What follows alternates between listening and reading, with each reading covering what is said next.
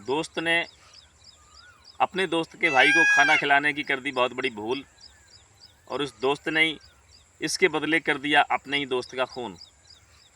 कासगंज शहर की एक ऐसी घटना जिसको सुन कर के आपकी आंखों में आंसू आ जाएंगे। नमस्कार दोस्तों, मैं हूं इदल यादव। स्वागत है आपका मेरे YouTube चैनल सच का सफ़र में। कासगंज ज़िले के सोरों ब्लॉक का अलीपुर बरवारा गांव, जहां पर निर्माणाधीन गंगा ब्रिज पर एक ऐसी घटना होती है। गंगा नदी का पुल बन रहा था। वहां पर संजय नाम का एक व्यक्ति चाय का खोखा रख करके उस पर चाय और पकौड़े वगैरह बेच करके अपना समय काट रहा था। उसका एक दूसरा मित्र था जिसका नाम राजेश था, और बहुत दिन पहले से दोनों एक दूसरे के करीब में थे। बहुत दिन पहले से एक दूसरे के मित्र थे। खाना, सोना, पीना या कहीं रिश्तेदारी में जाना साथ साथ हुआ करता था। राजेश का दूसरा भाई एक रामपाल था, जो उसी पुल पर जेसीबी ऑपरेट कर रहा था। एक दिन की बात है बंधुओं, संजय के घर से खाना पहुंचता है और वो अपनी दुकान पर खाना खा रहा था। इसी बीच में जो उसका दोस्त राजेश था, उसका भाई जो जेसीबी ऑपरेट कर रहा था, वो वहाँ से निकलता है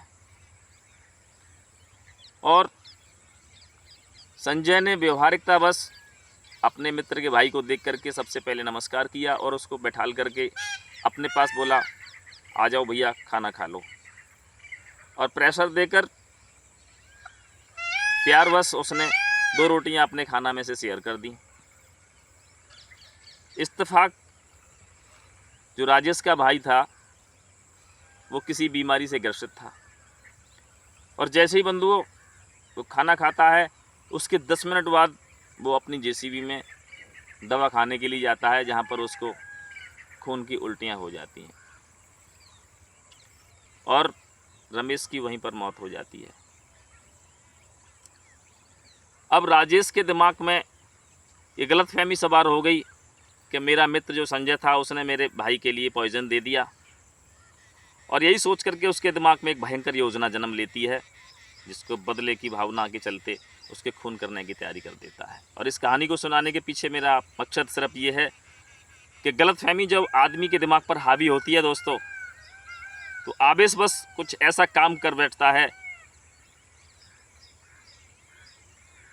जो पूरी ज़िंदगी के लिए उसका ही नहीं, सामने वाले का भी जीवन तबाह कर देता है। राजेश का भाई ख़त्म हो जाता है अपने भाई का बगैर पोस्टमार्टम कराए हुए, और वो अपने गांव ले जाकर उसका दाह संस्कार कर देता है। अब योजनाबद्ध तरीक़ा से उसने संजय को अपने ही एक रिश्तेदार को साथ मिला करके और बहला फुसला करके पास में ही सलीमपुर नाम के एक कस्बा में ले जाता है और एक होटल पर बैठाल करके उसे खाना और अच्छे से शराब पिलाता है, और ख़ुद भी थोड़ी बहुत शराब पीता है। और जैसे ही संजय शराब के नशे में फेल हो जाता है, उसको मोटरसाइकिल पर रख करके राजेश और उसका दूसरा रिश्तेदार ले जा करके गला दबा करके और गंगा ब्रिज जो निर्माणाधीन जहाँ पर काम चल रहा था बीच गंगा नहर में, उसको जो है गंगा नदी में बोरी में बंद करके डाल देते हैं। सुबह होते ही जैसे संजय के परिवार वालों को, उसके बीवी बच्चों को पता चलता है कि वो दुकान पर नहीं है, अब तलाश होती है संजय की, और काफ़ी ढूंढने के बाद, दुकान खोलने का समय हो गया था, काफ़ी ढूंढने के बाद जब संजय नहीं मिलता है, बात परिवारीजनों तक पहुंचती है। गांव वाले इकट्ठे होते हैं और इधर राजेश वहां से चला जाता है। सब लोग मिलकर के बहुत कोशिश करते हैं ढूंढने की, लेकिन उसका कहीं पता नहीं चलता है। एक आदमी ने कहीं किसी तरह से बता दिया कि शाम को हमने इसको राजेश के साथ जाते हुए मोटरसाइकिल पर देखा था, और इन्हीं चीज़ों को लेकर के पड़ोस का ही कैमरा खंगाला जाता है। वहाँ पर एक पेट्रोल पंप पर ये तीनों गए थे। उस पेट्रोल पंप के सीसीटीवी कैमरा से ये फुटेज मिल जाता है कि हाँ, तीनों एक ही बाइक से, डिस्कवर बाइक से आए थे।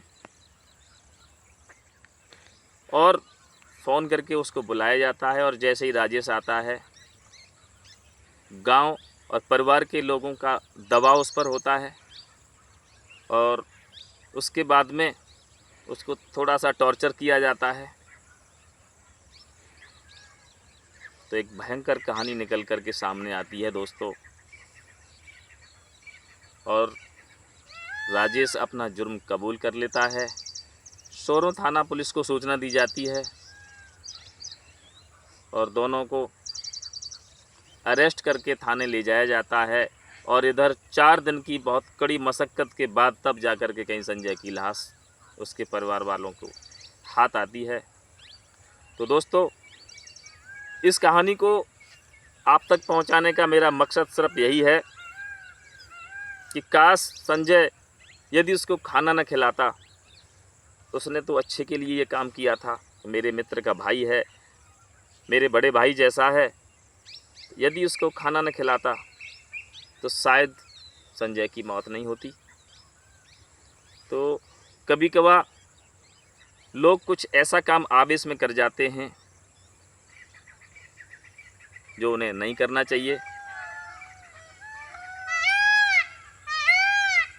तो इसी के साथ मैं अपनी बात को ख़त्म कर रहा हूँ और फिर मिलूँगा एक नई कहानी के साथ। तो बने रहिए मेरे YouTube चैनल सच का सफ़र में। जय श्री कृष्णा, जय श्री राधे।